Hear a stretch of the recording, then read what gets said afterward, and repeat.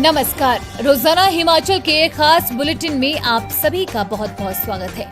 मैं हूं आपके साथ भावना रनौट। चलिए जानते हैं खबरें विस्तार से। Justice GS. अंधवालिया होंगे हिमाचल के मुख्य न्यायाधीश।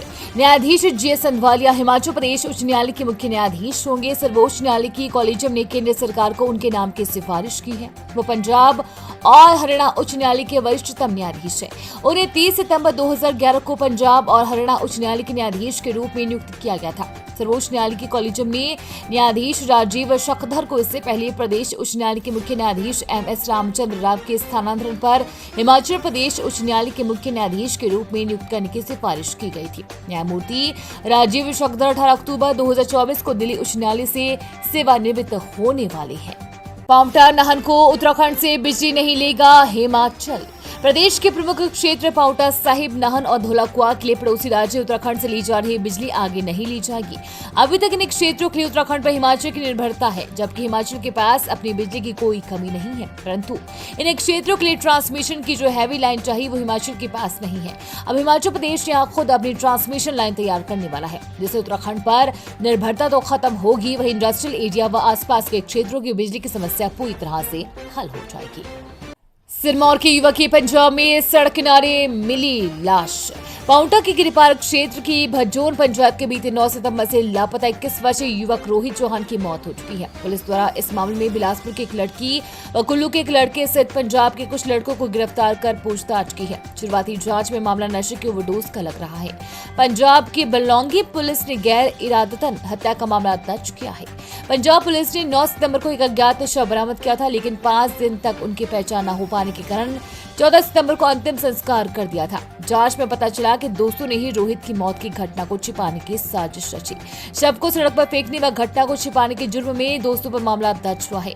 रोहित चंडीगढ़ में एक होटल में काम करता था। परिजनों से संपर्क न होने पर 11 सितंबर को रोहित की गुमशुदगी की रिपोर्ट पांवटा साहिब के पुरवाला थाना में दर्ज करवाई गई। पुरवाला पुलिस ने रोहित के अंतिम कॉल का पता लगाकर जांच शुरू की, जिससे पता चला कि उसने आखिरी कॉल कुल्लू के आनी क्षेत्र के एक युवक को की थी। जब पुलिस ने उस युवक की तलाश शुरू की तो उसका फोन स्विच ऑफ पाया गया। गगनयान चंद्रयान 4 के बाद अगला लक्ष्य वीनस ऑर्बिटर मिशन।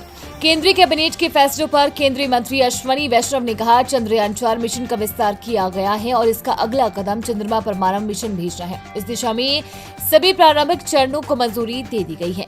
इसके साथ ही Venus orbiter mission, Gaganyaan follow on और भारतीय अंतरिक्ष स्टेशन और अगली पीढ़ी के लॉन्च व्हीकल विकास को भी मंजूरी दी गई है।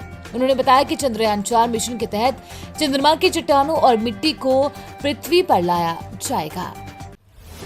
लोकतंत्र को मजबूत करने वाला है one nation one election.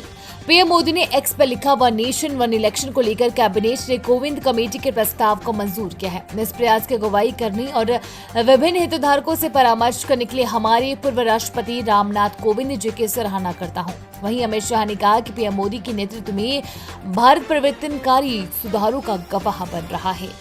Myanmar सीमा पर बिना वीजा प्रवेश नहीं, लगेगी 1500 किलोमीटर लंबी बाट। केंद्रीय गृह मंत्री अमित शाह ने कहा कि सरकार मणिपुर में स्थायी शांति सुनिश्चित करने के लिए मतई व कोकी समुदाय से लगातार बात कर रही है। साथ ही म्यांमार से घुसपैठ रोकने के लिए बिना वीजा प्रवेश पर रोक लगा दी गई है। भारत म्यांमार सीमा पर बाड़ लगाने का काम शुरू हो गया है।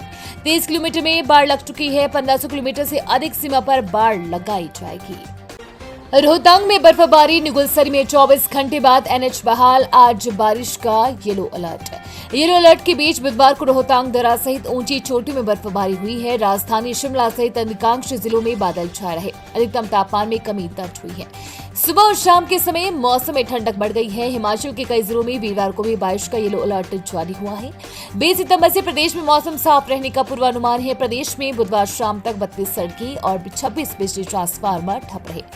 जनजातीय जिला किन्नौर के निगुलसरी में बाधित राष्ट्रीय उच्च मार्ग 5 करीब 24 घंटे बाद बहाल हुआ। मार्ग बहाल होते ही वाहनों की आवाजाही शुरू हुई और हजारों लोगों ने राहत की सांस ली।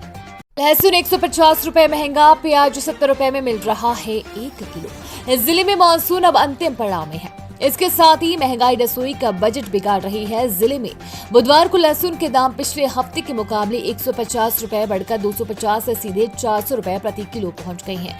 वहीं प्याज ने भी महंगाई का तड़का लगाना शुरू कर दिया है। प्याज के दाम पिछले हफ्ते के मुकाबले 10 रुपए बढ़कर 70 रुपए प्रति किलो पहुंच गई हैं। इसके अलावा मटर 190 से बढ़कर 250 रुपए प्रति किलो पहुंच गया। वहीं फ्राशबीन, फूल गोभी, घिया, बैंगन, तोरी और नींबू की कीमत भी बढ़ी है। उधर धर्मशाला के कचहरी अड्डा में कुछ सब्जियों की कुछ दुकानों में रेट लिस्ट भी गायब थी। इससे उपभोक्ताओं में असमंजस की स्थिति रही। संजौली मस्जिद विवाद में नेरवा में करनी सेना का प्रदर्शन, पुलिस के पुख्ता प्रबंध। वीरवार को नेरवा में राष्ट्रीय करनी सेना ने धरना प्रदर्शन व रोष रैली निकालने की घोषणा की है। अभी तक सभी व्यापारियों ने दुकानें सुबह से बंद कर दी है।